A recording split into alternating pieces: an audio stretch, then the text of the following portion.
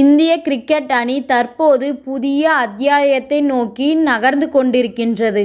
பயிற்சியாளராக கௌதம் கம்பீர் நியமிக்கப்பட்ட நிலையில் பல்வேறு மாற்றங்கள் நிகழ வாய்ப்பிருப்பதாக கருதப்படுகின்றது. இந்த சூழலில் கம்பீருக்கு தற்போது இருக்கும் மிகப்பெரிய சவால் 2025 சாம்பியன்ஸ் கோப்பை கிரிக்கெட் தொடர்தான். இந்த போட்டியின் இந்திய அணி சாம்பியன் பட்டத்தை வெல்ல வேண்டும் என்ற உத்வேகத்தில் இருக்கின்றது.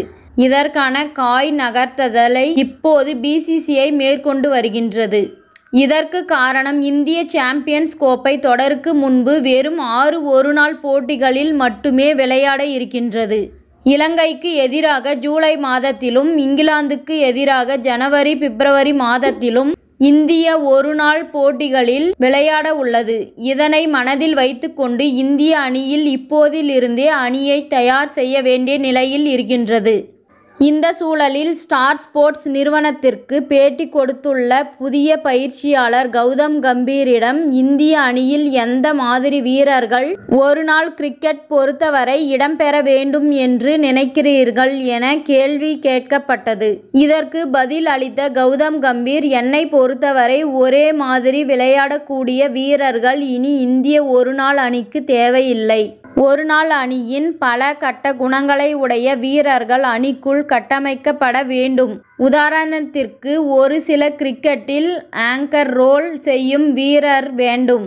இதேபோன்று பயமின்றி அதிரடியாக விளையாடக்கூடிய ஒரு வீரரும் வேண்டும். மேலும் பல சூழலுக்கேற்ப தன்னுடைய ஆட்டத்தை மாற்றிக்கொண்டு விளையாடக்கூடிய வீரரும் வேண்டும். மேலும் கடினமான சூழ்நிலையில் அணியை வெற்றி பெற வைக்க வேண்டிய வீரர்களும் வேண்டும்.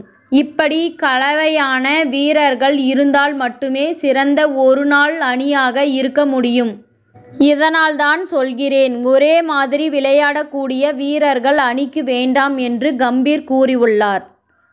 இத்துடன் இந்த செய்தி முடிவடைகின்றது. நன்றி, வணக்கம். மீண்டும் அடுத்த வீடியோவில் சந்திப்போம்.